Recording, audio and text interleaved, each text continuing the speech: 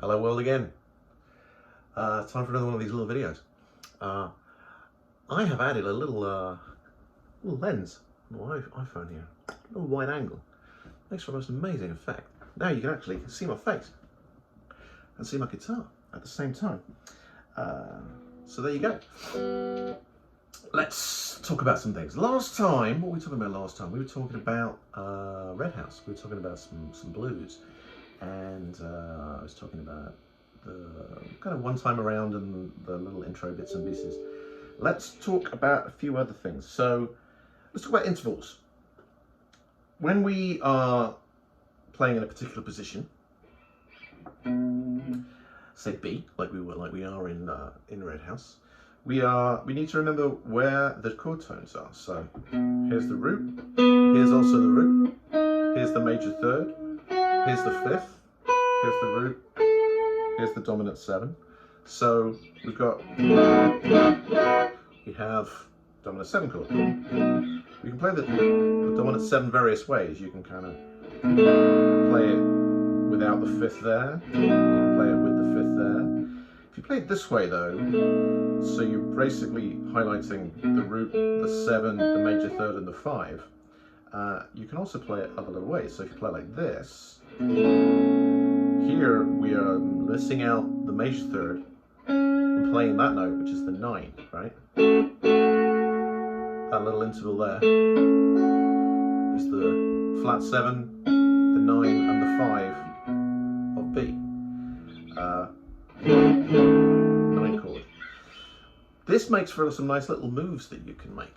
Because if you take that little shape there, that's 7, 9, 5, and you slide it up 2 frets, you now got the root again. This is the B. You got the major third, and you have this, which is the major 6 or the 13. So this little shape, when slid from there to there, kind of slides a 9 chord to a 13 chord. I've often heard this referred to as sliding the 9s, so you can do things like this.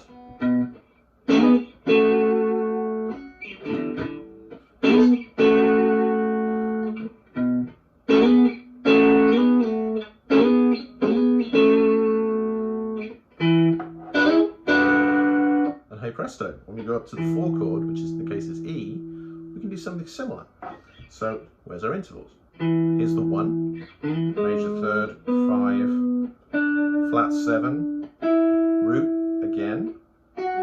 This is the 9 in this case, because of the B string being ever so slightly differently tuned. That is the, what is that? That's the major third. So instead of having this little shape here, this sort of triangular shape of 7 on the D string, 6 on the G string, 7 on the B string, we take this little completely straight across shape, which is 7 on the G string, 7 on the B string, 7 on the E string, and that's our little 9, which we can slide.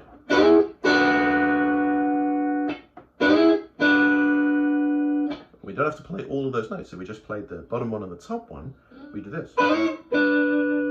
Similarly, if we're playing on the B, that's leaving out the 9, going to the major third, but just playing those 2 notes.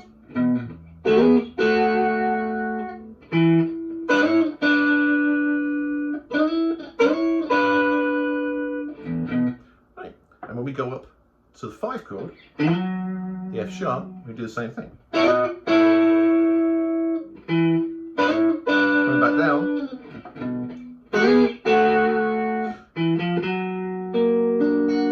Remember that augmented chord from before? So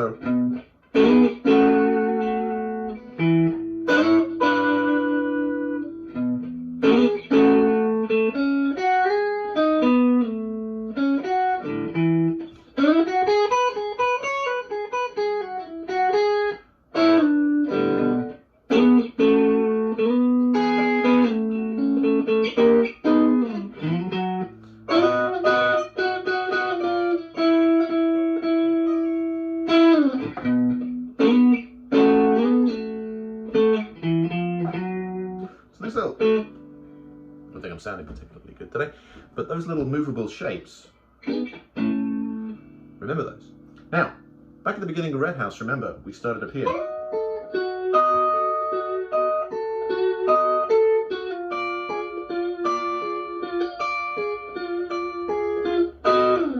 So we had that same little triangle shape which we were using down here, but it's up on the top 3 strings.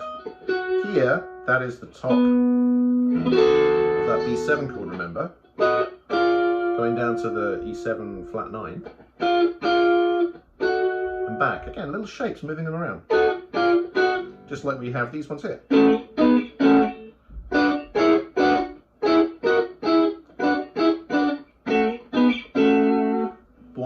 In one of the verses of the live version of Red House that Jimmy plays, he goes from this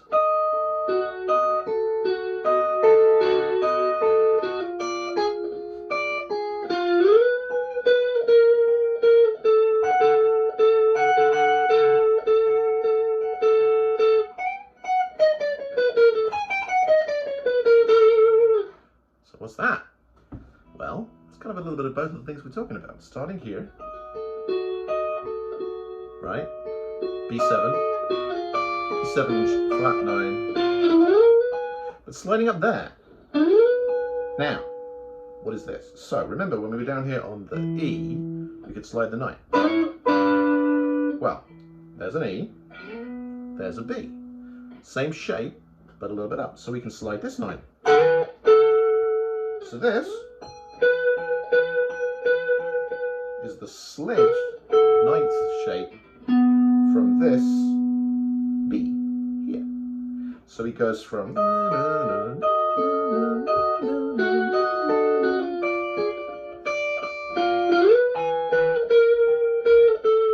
and walks down, because you can always move chromatically between these things as well. You don't have to just slide 2 frets all the time.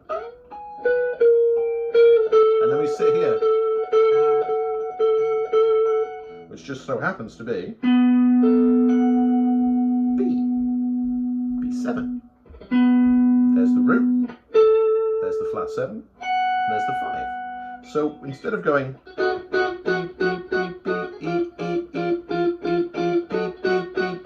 he goes B, B, B, B, B, B,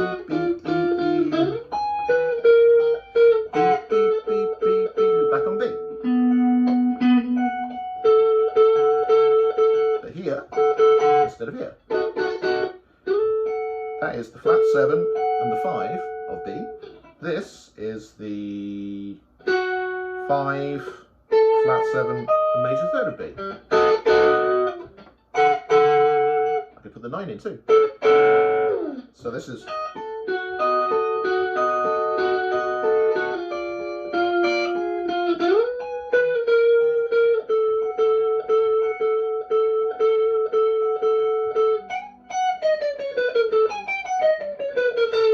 that is just, again, taking those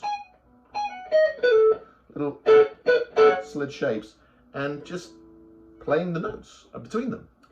Instead of sliding the shapes around and playing little dyads or triads, we're playing the notes just in a consecutive form. And also playing the half steps between them. Not necessarily all of them, but just mess around with it. Right? Those notes are all good notes. Everything else is just a passing tone.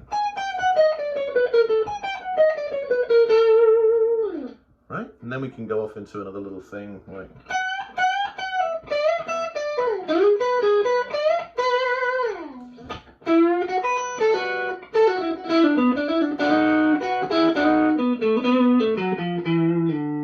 Or something. But this is what I wanted to show you today.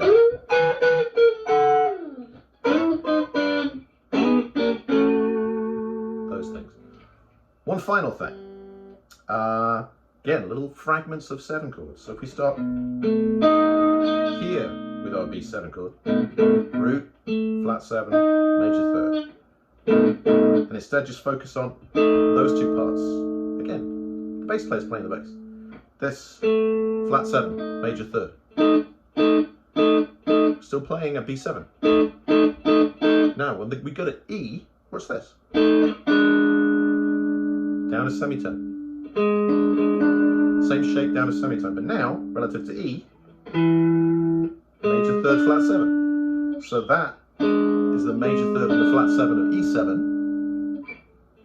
This was the flat 7 and the major third of B7, kind of inverted. So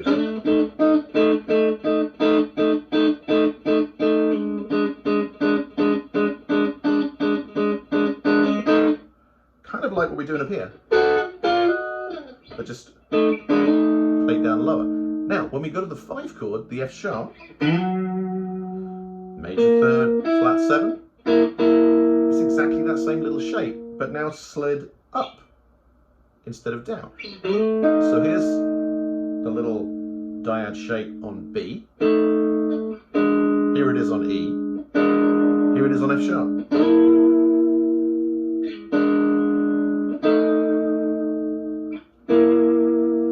So B, B, B, B, B, B, E, E, E, E,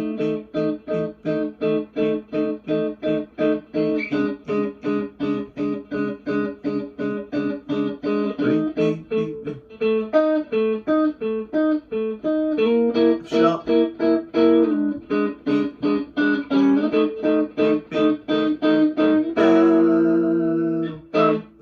right, so all those little notes together, all chord tones within the blues progression. Now you might think that all sounds horribly jazzy and like who would ever do that, but I don't know if you know the song Rock and Roll by Led Zeppelin, but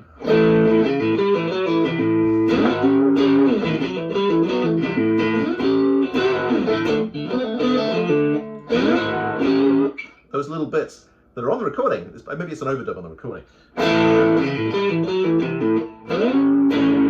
So this bit here, we're playing A,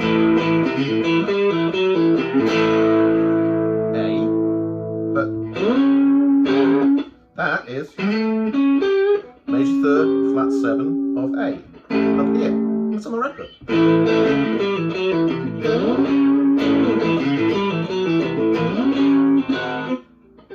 Down 2 frets, down 1 fret rather. And guess what this is?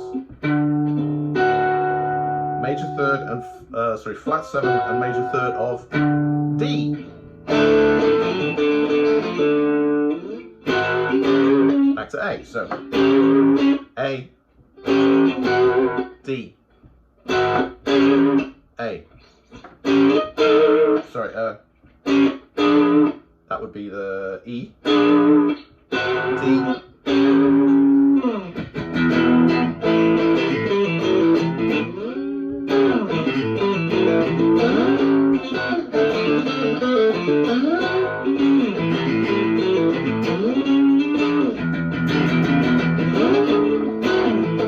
Well, I'm fucking it up, and but you get the idea. So these little movable shapes, things that I think are pretty cool.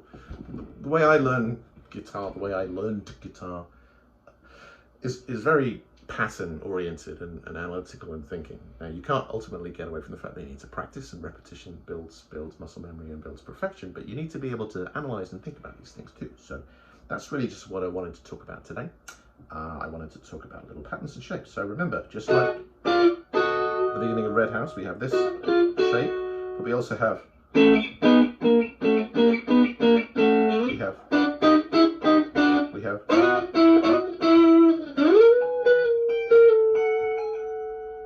don't all need to be here as well, because this B, B, B, B,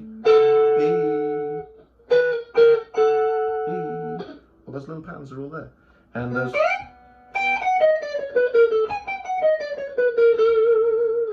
another little one that happens in Red House, I think, at some point.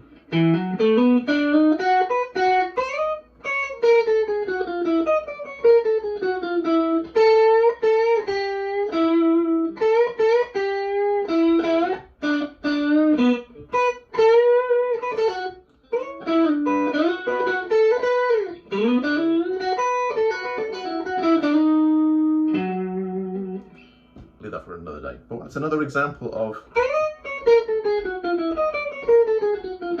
this time going from a F sharp